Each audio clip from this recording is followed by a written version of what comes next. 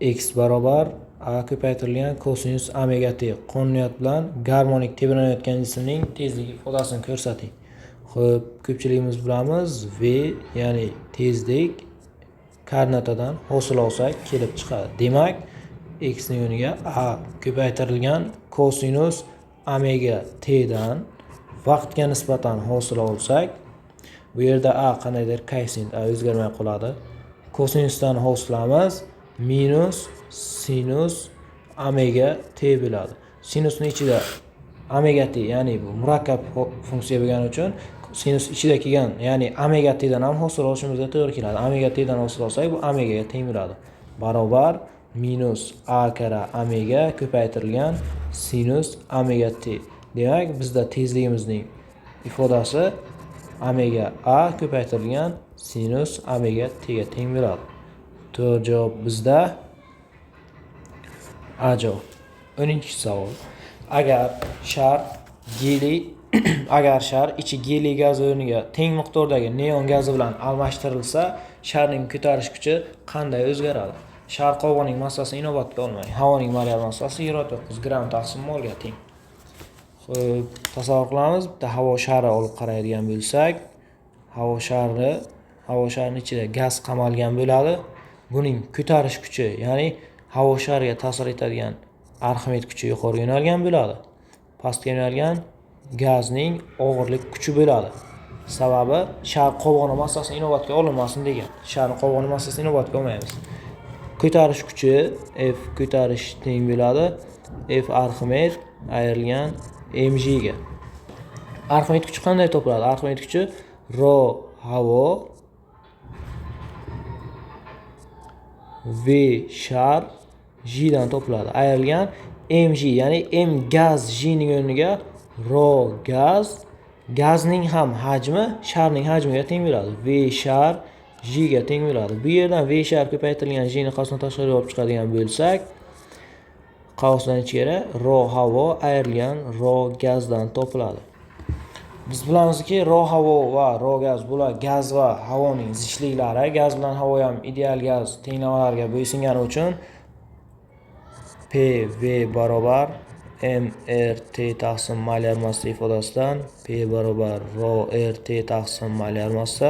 Shu yerdan rho ni topib oladigan bo'lsak, PM taqsim RT ifodasi kelib chiqadi. Xo'p, o'zi bunday olib qaraydigan bo'lsak, molyar massa bu gazning molyar massasi, R o'zgarmaydigan son, temperatura sharning ichida va shardan tashqarida bir xil bo'lishga majbur. Sababi tashqi muhitda bundan istisno holat mavjud emas. Temperaturalari bir xil bo'ladi. P esa bu atmosfera bosimiga teng bo'ladi. Sharning ichidagi bosim va sharning tashqarisidagi bosim teng bo'ladi. Xo'p, topib oladigan bo'lsak, rho havo teng bo'ladi P havo M havo taqsim RT. P havo P0 ga teng bo'ladi dedik. Rho gaz P gaz ko'paytirilgan M gaz taqsim RT. Bu yerdan P gazimiz ham P0 ga teng bo'ladi. Demak, ko'tarish kuchini ikkala holat uchun, ya'ni avval geliy gazi uchun yozadigan bo'lsak, F ko'tarish 1 teng bo'ladi V shar J qavsning ichkarisiga rho havoning o'rniga P0 ko'paytirilgan molyar massa. Havoning molyar massasi 29 -3 taqsim RT ayrilgan P gazimiz ham P0 ga teng bo'ladi. Birinchi holatga geliy gaz bilan to'ldirilgan. Geliyning molyar massasi 4 -3 ga teng taqsim RT. Buni hisoblab oladigan bo'lsak, P0 V shar J taqsim RT ko'paytirilgan 25 -3 ga teng bo'ladi. Ikkinchi holat, ya'ni ichi neon gaz bilan to'ldirilgan holatdagi ko'tarish kuchini hisoblaymiz. F ko'tarish 2 barobar V shar J qavsdan ichkariga, ya'ni P0 kara M havo taqsim RT ayrilgan Yana P gaz, gazimizning ham bosimi aytdik, P0 ga teng bo'ladi. Ko'paytirilgan ikkinchi holatda gazimiz neon bo'lyapti. Neonning molar massasini topib oladigan bo'lsak, bu 20 ko'paytirilgan n darajasi -3 ga teng bo'ladi. Taqsim R ko'paytirilgan T. Buni hisoblab oladigan bo'lsak, P0 V shar J taqsim RT ko'paytirilgan 9 n darajasi -3. Demak, havoning ko'tarish kuchi qanday o'zgaradi? Bu yerda F1 taqsim F2 nisbati hisoblab oladigan bo'lsak, teng bo'ladi 25 taqsim 9 ga. Ya'ni bu yerdan F2 barobar F1 taqsim 25 taqsim 9 ga. Demak, ko'tarish kuchimiz dastlab ko'tarish kuchidan 25 taqsim 9 marta kichik. Ya'ni 25 taqsim 9 marta o'zgaradi yoki qisqasi kamayadi. 11-savol. 16 gram misdagi atomlar sonini toping. Atomlar soni modda miqdori bilan ifodalaydigan bo'lsak, m taqsim molyar massa barobar n taqsim n Avogadro.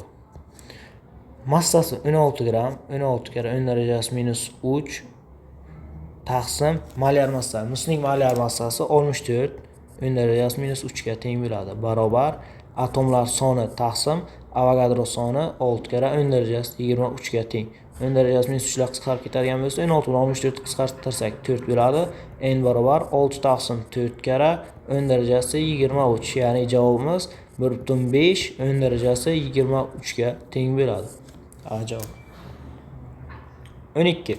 Ideal gaz bosimi PV kvadrat barobar konstanta qonun bo'yicha ortmoqda. Bunda gazning temperaturasi qanday o'zgaradi? Demak, PV kvadrat barobar konstanta. Yani biz bilamizki, ideal gazda PV barobar nu RT tengligi o'rinli bo'ladi. Shuni PV ko'paytirilgan V barobar konstanta deb oladigan bo'lsak, PV ning o'rniga nu RT ni keltirib qo'yamiz. Demak, nu RT ko'paytirilgan hajm barobar konstanta. Endi gazning modda miqdori bilan R bular ham o'zgarmas son. Bu yerdan T ko'paytirilgan V tengligimiz ham konstanta, ya'ni o'zgarmas sonligiga kelib chiqadi. Gazning temperaturasi qanday o'zgarishini so'ragan.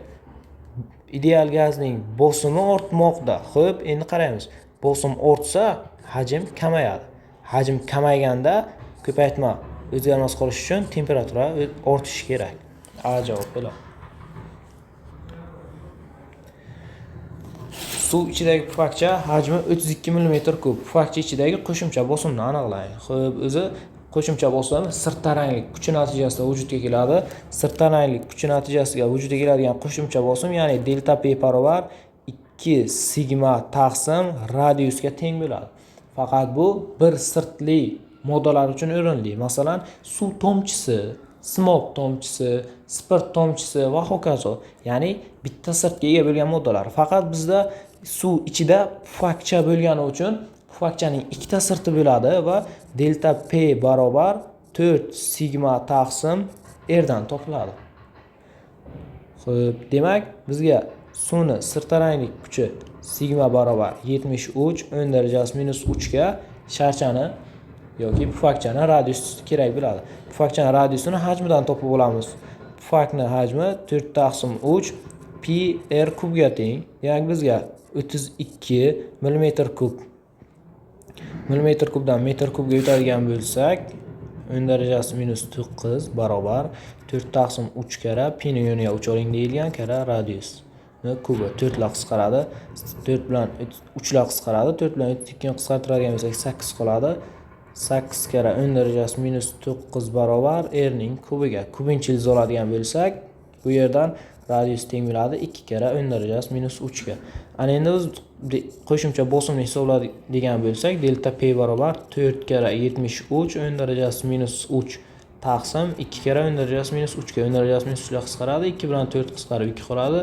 Javobimiz 146 paskalga teng bo'lar ekan. To'g'ri javob C.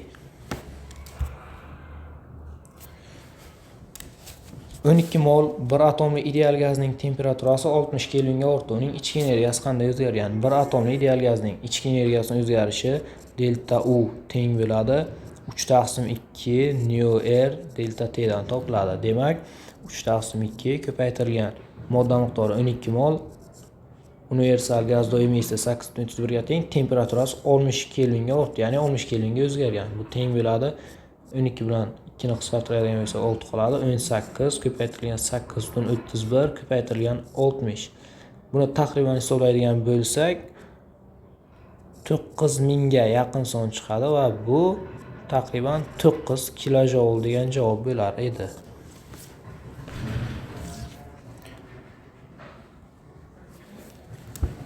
Isitgichning temperaturasi 627 gradus Selsiy, sovutgichniki esa 600 kelvin. Isitgich gazga 400 joule issiqlik miqdori beradi. Gaz ustida 3 ta siklda bajargan ishini toping. Isitgichning temperaturasi 627 gradus. Demak, isitgichning temperaturasi T1 barobar 627 gradus ekan. Buni kelvin shkalasiga o'tadigan bo'lsak, 627 ga 270 ni qo'shib olishimiz kerak. Bu bizda 900 kelvinga teng bo'ladi. Xo'p. Bu yerdan foydali ish koeffitsiyenti teng bo'lar edi. T1 ayrilgan T2 taqsim T1 issiqlik mashinalari uchun o'rinli bo'ladi.